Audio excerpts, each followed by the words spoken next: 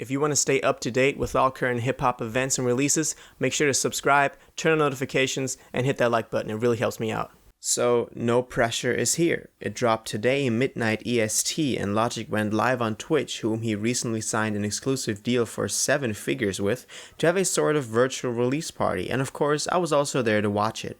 It was a really cool idea, and it was really fun waiting for No Pressure together with the artist himself. This is not a review of No Pressure, and I'll try to stay as unopinionated as possible in this video, as I've only listened to the album 3 or 4 times, and I don't want a review of an album that is so special to me to be rushed or ingenuine. I believe we should all sit with the record for a bit before giving our final thoughts. However, there are of course some things that he revealed on stream before the album dropped that were interesting, and I want to talk about that here. So first of all, he revealed a bit more about the album's creation.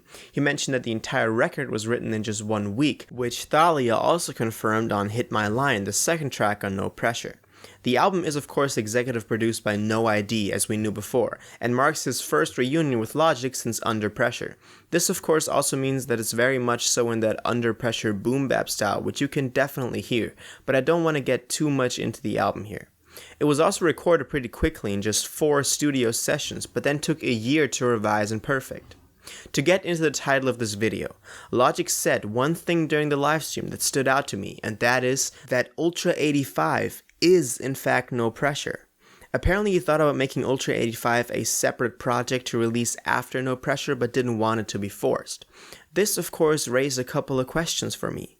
Ever since everybody, Logic has been saying that Ultra 85 is coming. I mean, we even had hidden messages in the booklet of everybody that read along the lines of Ultra 85 is my next album, which of course wasn't the case. We were all expecting it at some point.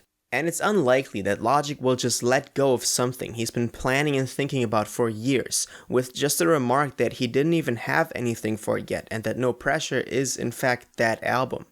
On No Pressure itself, we have nods to Ultra 85 too, and is mentioned quite a few times actually. On the No Pressure intro, Logic raps, breaking down the weed to get high as Thomas and Kai, but y'all ain't ready for that, that's more like Ultra 85. I mean, this implies that there's something still coming that we, I quote, aren't ready for. What's also interesting is that throughout the album we of course get little audio snippets of Thalia giving us information on the album's creation, but on Heard 'Em Say, the third last track, we hear her say this concludes the No Pressure program. And then she has some kind of breakup in her voice and it switches to welcome to the Ultra 85 program. But the last 2 tracks, Amen and Obediently Yours, which is not even a song, which this Ultra 85 program would consist of, don't stand out to me as such. What's also worth noting is that on Under Pressure, The Incredible True Story, Everybody, and also No Pressure, there's always been a conclusion by Thalia saying, for example, this concludes the Under Pressure program, or in this case, this concludes the No Pressure program. But so far we've only been introduced to the Ultra 85 program, and it hasn't been concluded yet, and that is why I think that Ultra 85 is still coming. If you watched the video to the end and liked it, I would really appreciate if y'all would subscribe, turn on notifications, and hit that like button. It really helps me out.